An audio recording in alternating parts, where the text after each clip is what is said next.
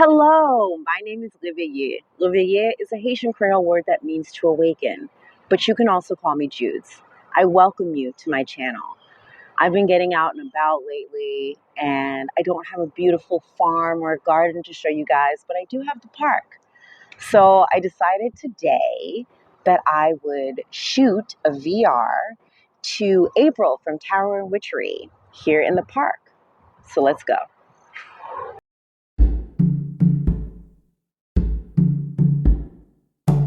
I feel like I'm doing like a tribute to Anna from Astro Lady Tarot because she always does her videos or she often does videos outside. And today I am out at the park and I decided, hey, it would be a good day for me to shoot and film and not have you guys staring at the same old background again and again of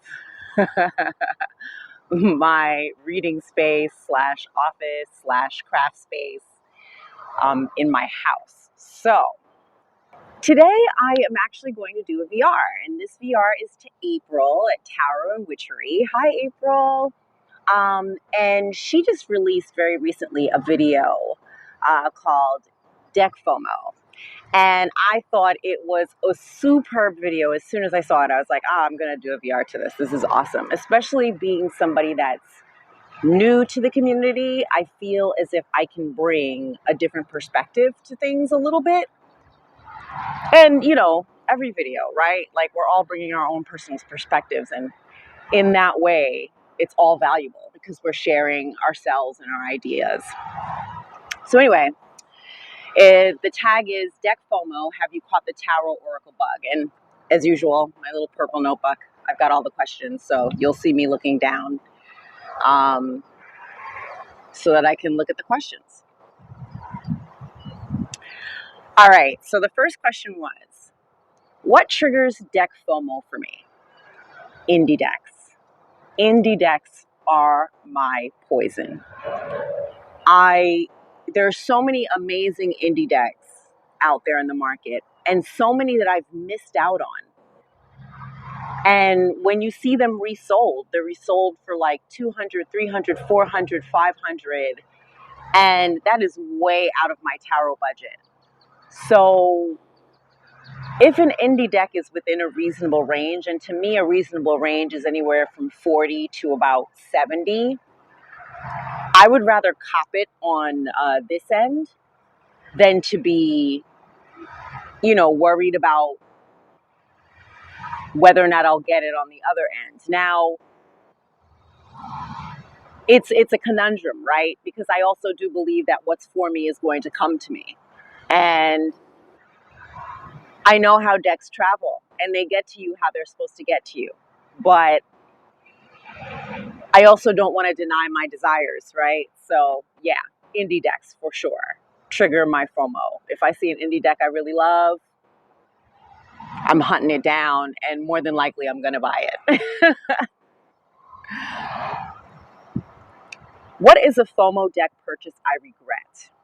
This, I have a very, I meditated on this question for a while because I really can't think of any deck FOMOs that I regret. Everything that I have in my collection currently, except for one Hay House sale deck, I'm happy to have in my collection. So, yeah. All right, so how do I set limits? There are a couple of things for this question.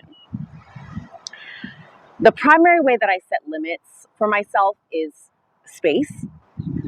I've dedicated 2 shelves in my bookshelf to tarot decks. And I need to be able to see my decks.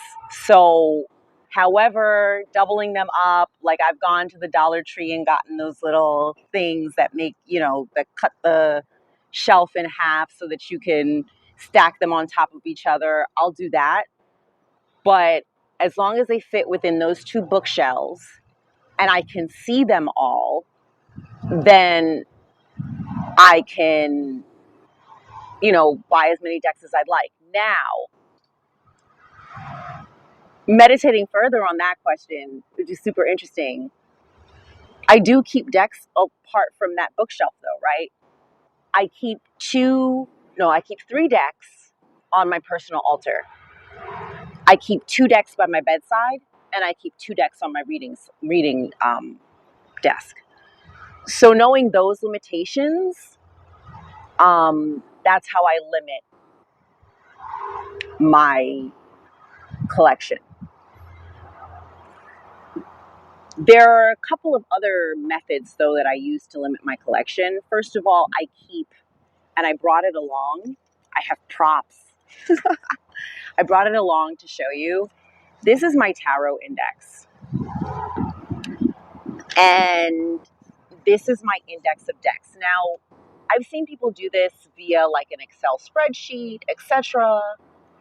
For me, writing things down is super important. Doing things longhand, because this is what really puts it in my brain and allows me to really see what I have. So this is my tarot decks notebook, and I keep an index of the decks that I own in the beginning. Then I have an index of the decks that I desire. And then I also keep all of my deck interviews in here. So even if I don't hold on to a deck, I always have like the memory of the deck in here, because I have at least one picture from the deck and a full deck interview. The third method, honestly, that keeps me from buying too many decks is inclusion. That's just the reality. Do I have decks that are not inclusive? Sure, I have a few. But for the most part, a lot of decks don't include me. And so it makes the decision pretty easily, no matter how much I might love the deck. If I don't feel like I'm included in the deck, then I don't feel like I can make a connection to the deck, and I'm not going to buy the deck. So, yeah, those are the three methods that I use to keep myself on track with my deck collection. So, another thing that I'd like to mention real quick is just, here's where my personality quirks kind of also serve me. I can satisfy myself or my desire to buy things with pretend. What do I mean? I mean that it was nothing for me back in my 20s and 30s to go and spend 2 hours at a store and fill up my cart and walk out with 2 items. It was nothing for me. And in my head, as I walked with the cart and I searched for these little bargains, I would, be like, oh, I could do this, I could do that. And then at the end of the visit, put them all back on the shelf exactly where I found them and walk away. Also, I guess the way I was raised very price conscious. I'm very aware of how much things cost. Meaning, if I go onto Amazon right now and I look at a deck, my mind will retain how much that deck costs.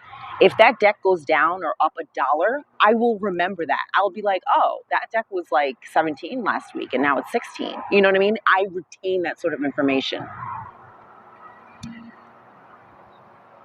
Also, another way that I used to soothe myself was by bargain shopping. And I mean extreme bargain shopping. I remember a very stressful time in my life when I was younger. I used to go to Ross and spend hours there and come out with like 2 or 3 $5 t-shirts. And I would be so happy about those $5 t-shirts. I tell you, I would tell everybody that they cost $5. I would wear them proudly. So I think my relationship to money is a little bit different than what I've seen other people have. And that also helps me a little bit. But that can also hurt me too, right? Like if I see a deck and it's like $16, to me, that's not a purchase at this age. So I'm like, oh yeah, just throw it in the cart and buy it. Like I don't even think twice. But it's a very minuscule thing. If that same deck is 18, then I stop. I'm like, oh, 18. We're in a different place. You know what I mean? And it has nothing to do with my actual budget or the money that I have. Sorry, there's a boat passing by.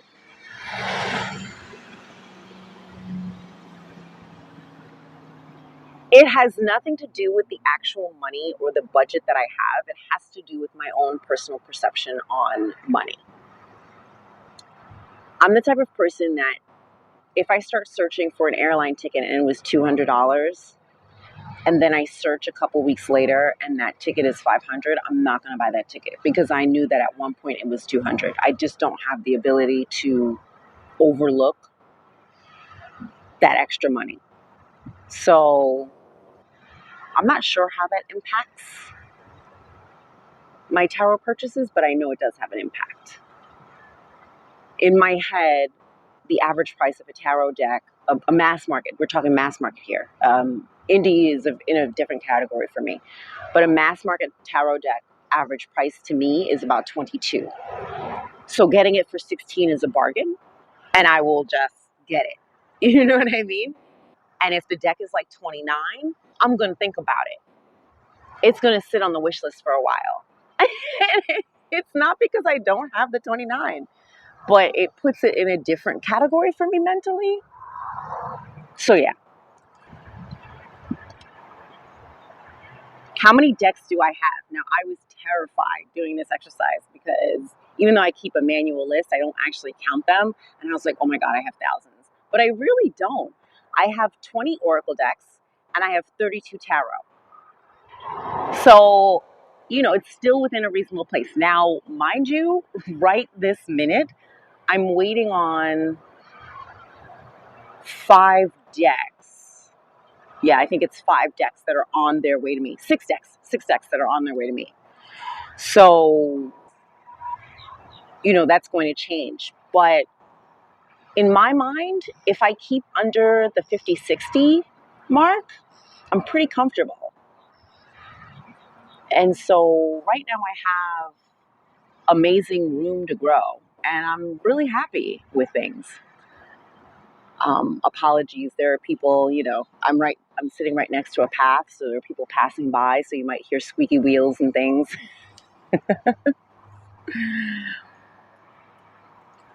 What is a positive deck purchase from FOMO? More props. My Dream Visions Tarot. I wanted to wait and see with this deck if the creator was going to come out with a linen edition, because that is my preference. But then I was like, oh no, oh my goodness. Like it was going on, a little while. And I was like, if this deck goes out of print, and this is one of those instinctual decks that I bought. Like I saw the images and I was like, yes, this deck is talking to me and I don't even have it in my hands yet. And I don't regret this purchase at all. This is a lovely, lovely deck. I love the colors of the deck.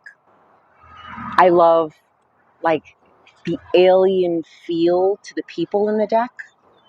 I really love this deck. So yeah, my Dreams Visions Tarot is a really great purchase. I'm really glad I bought it, and I totally bought it out of FOMO. Now, if she does come out with a pocket or a limited edition, that's when the real is going to come out, right? What are my thoughts on this current state of FOMO in our community? Okay. So, even though my divination journey, I've been doing divination for about 5-6 years now, I'm new on the tarot tube scene. And so a lot of what I'm seeing, I enjoy watching videos. So if I enjoy you, just know that I'm going through your archives and watching your old videos. That's just how I work. To me, the content doesn't lose its luster just because it's a little bit aged. I'm going to go back and watch those videos. And so I've watched a lot of deck declutterings. I've watched a lot of people lament their deck purchases. I've watched a lot of people be upset at the number of decks that they own. And I really feel in my heart of hearts that people need to give themselves a little bit more grace. Be easier on yourself and give yourself a little bit more grace. Now, that is my refrain to myself all day. So it's very interesting to me that I echo that refrain out to the tarot community. But a lot of this, what people feel is over purchasing, happened during 2020. And so if buying those decks soothed you, then they served their purpose. And why be upset about that? Why lament over that? Understand that that was a stage in your life where you were, and now you're at a different stage, and that's okay. The other thing is, don't disrespect your intuition. You bought the decks for a reason. You had an attraction to the deck. Perhaps sit down and figure out why you had the attraction to the deck. Sometimes it can be because you think you're going to learn something. Sometimes it could be because you actually want to work with the deck. Sometimes you envy the connection that someone else has with that deck. But none of that is invalid. None of that is invalid. And so be nicer to yourself, is what I think. Yeah, be nicer to yourself. So yeah, that was the TAC deck FOMO from April at Tarot and Witchery. I hope that you guys can hear me. I might have to re-record because it feels like it's windy, but oh, it's so beautiful. I love this. I love it, this kind of weather. I love it when it's a little bit of wind, you know, lots of sun. This is my favorite weather to be out. And so I'm out in it. Because pretty soon where I live, it's going to be scorching hot and disgusting, and I won't want to go outside at all. So I'm enjoying it while I can. And I hope you enjoyed this video. Thank you so much for stopping by. Bye-bye.